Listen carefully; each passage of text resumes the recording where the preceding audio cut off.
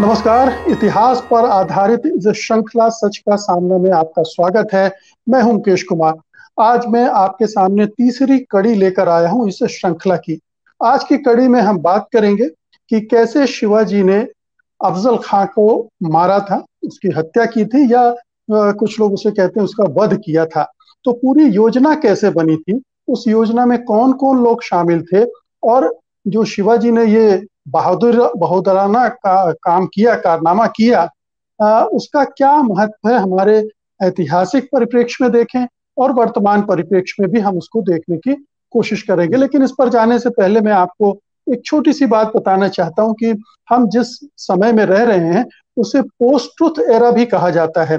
और post truth era के बारे में ये माना जाता है कि इस युग में घटनाओं को, तथ्यों को तोड़ा मरोड़ा जाता है, सच को दरकिनार कर दिया जाता है, और ये जो तोड़ फोड़ के जो जानकारियां प्रस्तुत की जाती हैं उनके जरिए भावनाओं को उभारा जाता है, उन्माद भड़काया जाता है। और इसको सीधे सीधे अमेरिका के राष्ट्रपति डोनाल्ड ट्रंप के साथ बहुत जोड़ कर देखा गया, वो इसके लिए कुख्यात माने जाते रहे हैं। तो ये पूरी दुनिया में ये फिनोमेना चल रहा है, हिंदुस्तान में भी चल रहा है, और इसका इतिहास के मामले में भी ये सब हो रहा है। और हम ये जो श्रृंखला कर रहे हैं, दरअसल उसका मकसद ये है कि सही तथ्य आप तक पहुंचे, सही जानकारियां पहुंचे, ताकि आप उनके बारे में अपनी राय सुनिश्चित कर सकें। आप किसी भ्रामक बहकावे में ना आए, भ्रामक प्रचार में ना आए। तो ये हमारा मकसद है इस सीरीज का। तो इस तीसरी कड़ी में हम अफजल खां को मारे जाने की घटना का पर चर्चा करेंगे, और हमारे साथ जाने माने सामाजिक कार्यकर्ता और इतिहास के जानकार प्रोफेसर राम पुनियानी जुड़ चुके हैं। मैं उनका स्वागत करता हूं इस कार्यक्रम में एक बार फिर से। पुनियानी साहब, इस घटना को बहुत इसका जिक्र होता है। मैं बचपन से सुनता आया हूं कि किस तरह से शिवाजी ने बगनखा पहन के और अफजल खां को, चूंकि वो हाइट में कम थे, पेट में बगनखे घुसेड़ दिए और उनको मार डाला था। तो एक चतुराई भी थी इसमें शिवाजी की, और उनका साहस तो था ही। और चूंकि हम शिवाजी का अध्ययन कर रहे हैं, शिवाजी को किस तरह से एक हिंदू राजा और उस तरह से प्रस्तुत किया जाता रहा है। और मैं आपको ये भी बताना चाहता हूं कि चूंकि मेरी प्रारंभिक शिक्षा शिशु मंदिर में हुई है, सरस्वती शिशु मंदिर में हुई है, और शुरू के कुछ समय मैं शाखा में भी गया हूं। तो ये जो चीजें हैं, ये कैसे हमारे दिमागों में उस समय डाली गई थी, उसका मैं फर्स्ट हैंड एक्सपीरियंस है मुझे।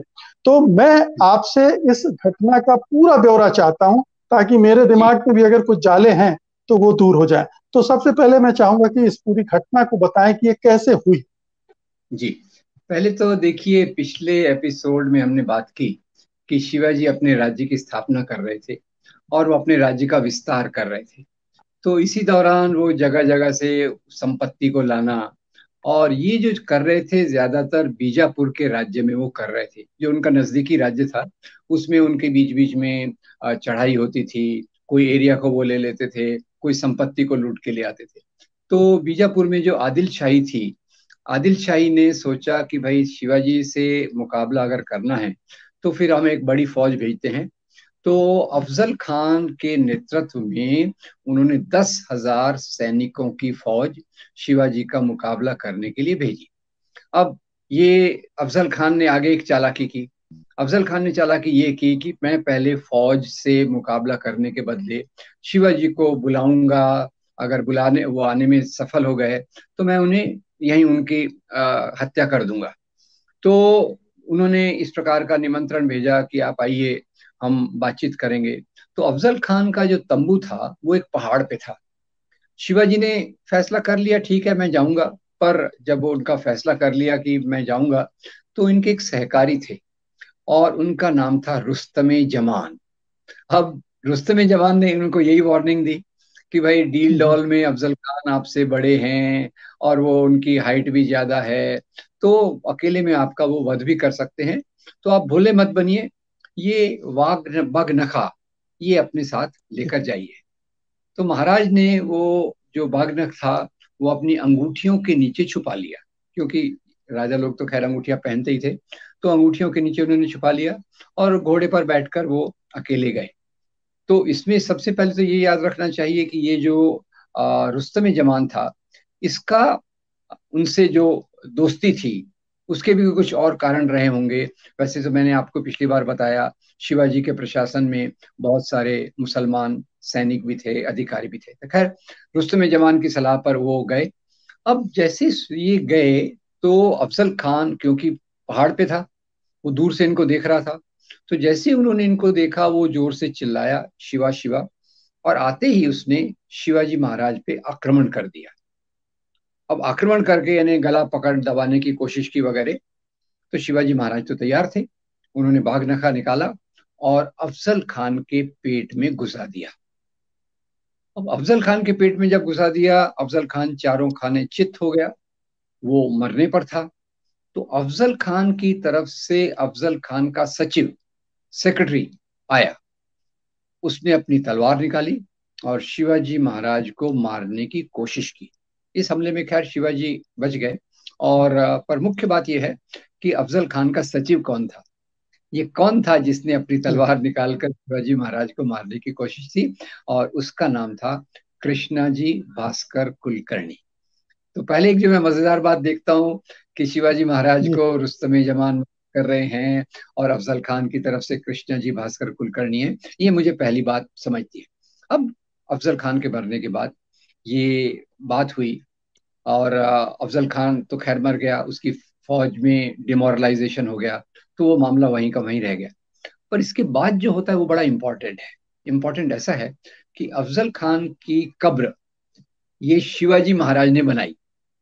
अब ये उनके ओ नैतिक मूल्य, ये उनके नैतिक मूल्य हम्म, थे कि उन्होंने कहा कि ठीक है, मैंने उसको, वो मेरा दुश्मन था पर था तो राजा, राजा था, एक ऊंचे ओहदा का राजा था। तो उनकी याद में उन्होंने वहां एक समाधि बनाई और वो समाधि अभी भी वहां है। और मैं आपको मजे की बात बताता हूँ, कई लोगों ने अफजल खान भाई ये मुस्लिम था, हिंदू विरोधी था, शिवाजी विरोधी था, इस नाम पर 2 बार उस दरगाह पर, उस पे उसकी समाधि पर हमला किया। जी हमला किया उसको तोड़ने के लिए। बाद में कई लोगों ने याद दिलाया, अरे भाई ये समाधि तो शिवाजी की बनाई हुई है, आप शिवाजी की बनाई हुई समाधि को कैसे तोड़ सकते हैं। तो खैर, वो हम्म, समाधि जिंदा रही। आज भी वहाँ जो दिया जलाते हैं और वो लोग काम करते हैं। तो ये इसमें, इस घटना में मैं 2 चीजों को मुख्य रूप से देखता हूँ कि एक, शिवाजी महाराज की जो महानता थी वो इस बात में थी कि वो अफजल खान को एक केवल दुश्मन के रूप में देखते थे, हिंदू मुसलमान के आधार पे विरोध नहीं था। और ये इससे भी सिद्ध होता है कि शिवाजी महाराज के साथ रुस्तमे जमान है, अफजल खान के साथ कृष्णा जी भास्कर कुलकर्णी है। ये दोनों बातों से मुझे सीखने को मिलता है कि हिंदू मुसलमान, हिंदू विरुद्ध मुसलमान का मामला नहीं था।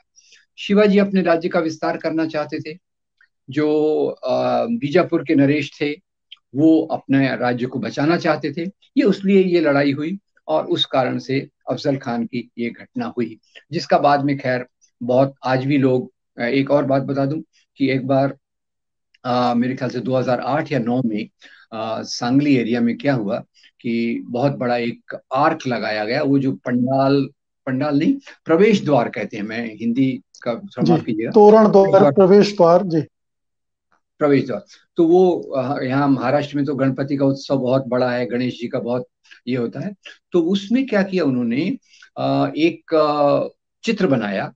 चित्र ऐसा था कि शिवाजी महाराज भगवे कपड़े पहने, अफजल खान को जो हरे कपड़े पहना हुआ था उसके पेट में चाकू घुसा रहे हैं। अब ये आप हम्म, देखिए, तीनों चीजें गलत हैं।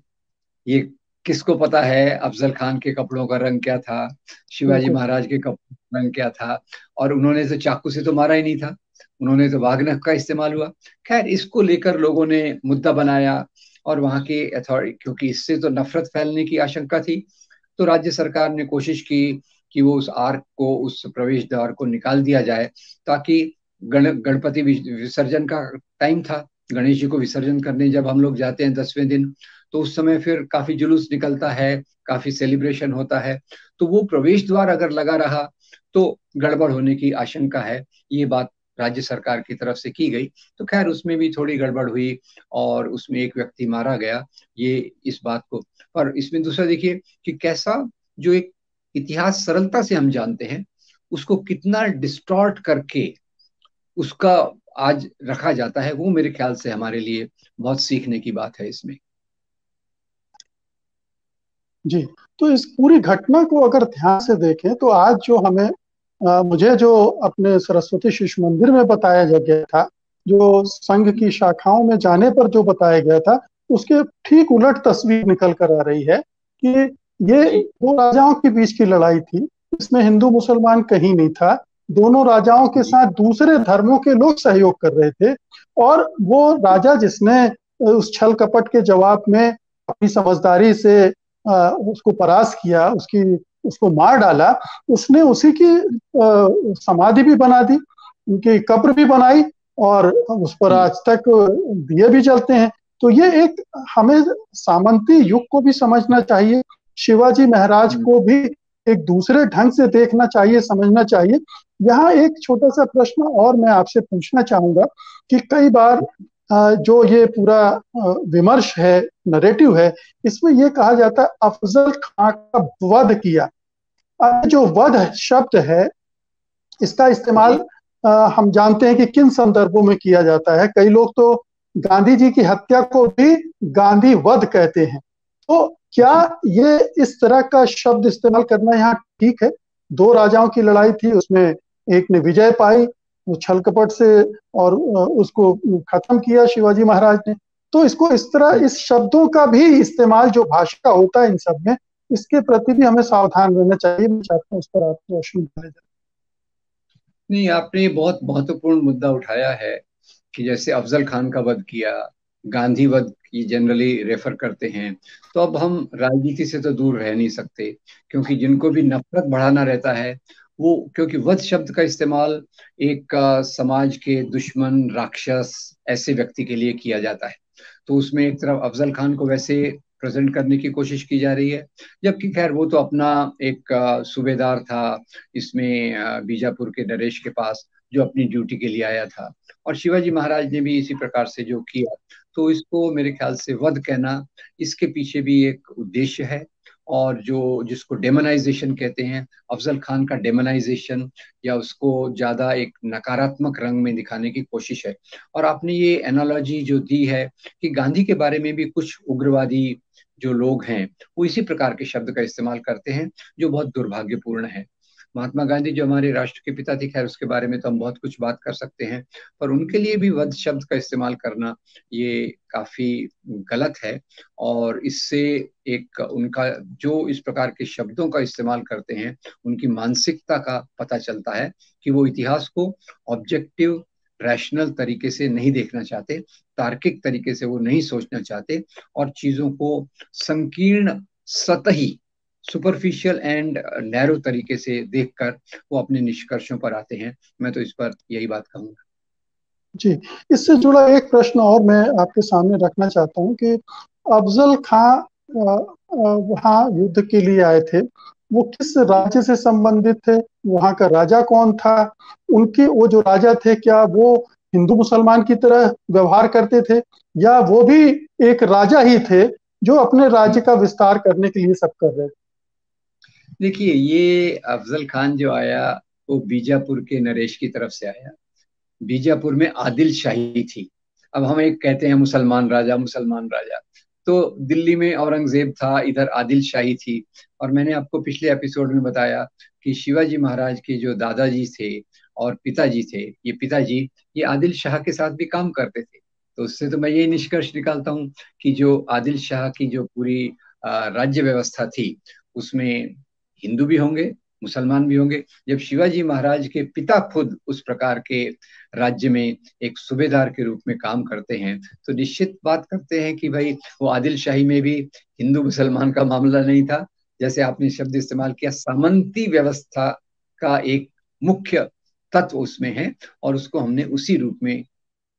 जी, तो इसमें भी जो हम, आपने एक सही शब्द का इस्तेमाल किया, सामंतशाही। और सामंतशाही का मुख्य आधार किसानों का शोषण रहता है, उसका आधार धर्म नहीं रहता। और ये मैं बार बार इसी चीज को समझना चाहता हूँ कि धर्म का इस्तेमाल करना इसके लिए पूरी तौर से गलत है। क्योंकि ये कि हमारा समाज तो जो बटा हुआ, मैंने जैसे जो मैं समझता हूँ, गरीब किसान, जमींदार, राजा और महाराजा, इसके बीच में बटा हुआ था। तो शिवाजी महाराज के पिता, दादा, वो खुद भी इस प्रकार के राज्यों में काम कर कर चुके थे। और अगर हम दक्षिण के सुल्तानों की बात करें, तो कभी हम उसको भी एक विषय के रूप में रख सकते हैं। टीपू सुल्तान का राज जी, हो या दूसरे दक्षिण के बिल्कुल। सुल्तान हो, उन सब सुल्तानों के जो सलाहकार थे वो हिंदू थे। कईयों के जी, सेनापति भी हिंदू थे। और आदिल शाह के इसमें तो जैसे मैंने बताया कि उसमें पहले ये शाहजी महाराज काम कर उन्हीं के इसमें काम करते थे। पुनियानी साहब, अविनाश सुखदेव हैं हमारे एक दर्शक। उन्होंने जी एक टिप्पणी की है कि शिवाजी का महोत्सव जो शुरू हुआ था, वो तिलक ने शुरू नहीं किया था, महात्मा फुले ने शुरू किया था। और इसका प्रमाण पुणे की म्यूनिसिपैलिटी में मौजूद है। तो जी। ये शिवाजी महोत्सव किसने शुरू किया था, ये इस बात पर प्रश्न खड़े कर रहे हैं। देखिए, मैंने पिछले एपिसोड में बताया कि शिवाजी महाराज की याददाश्त को ताज़ा करने के लिए सबसे पहले ज्योतिराव फुले ने उन पर एक बड़ी कविता लिखी, जिसको महाराष्ट्र में पोवाड़ा कहते हैं। तो उन्होंने ही शिवाजी की याद में कार्यक्रम शुरू किए थे। मैंने पिछली बार भी बताया कि शिवाजी को जो इतिहास के पर्दों से बाहर लाने का काम ये ज्योतिराव फुले ने किया था। और बाद में चलकर लोकमान्य बाल गंगाधर तिलक ने बड़े पैमाने पर शिवाजी महोत्सव को शुरू किया और उन्होंने इसको शिवाजी महोत्सव नाम दिया। जबकि मैं इसके बारे में निश्चित नहीं हूं कि ज्योतिराव फुले ने क्या नाम दिया, पर वो ज्योतिराव फुले ने शिवाजी महाराज को सामने लाया, रैयतों के राजा के रूप में, गरीब किसानों के शुभ चिंतक के रूप में लाने वाले जो पहले व्यक्ति थे वो ज्योतिराव फुले थे। और उनका जी, जो लिखा हुआ पोवाड़ा है वो बहुत सुंदर पोवाड़ा है। मराठी साहित्य की वो एक बहुत बड़ी जी, उपलब्धि है। जी। एक सवाल और है। एक हमारे दर्शक ने कहा है कि शिवाजी के राज्याभिषेक के लिए खुद को हिंदू रक्षक घोषित करने की भी शर्त ब्राह्मणों ने रखी थी। क्या ऐसा है?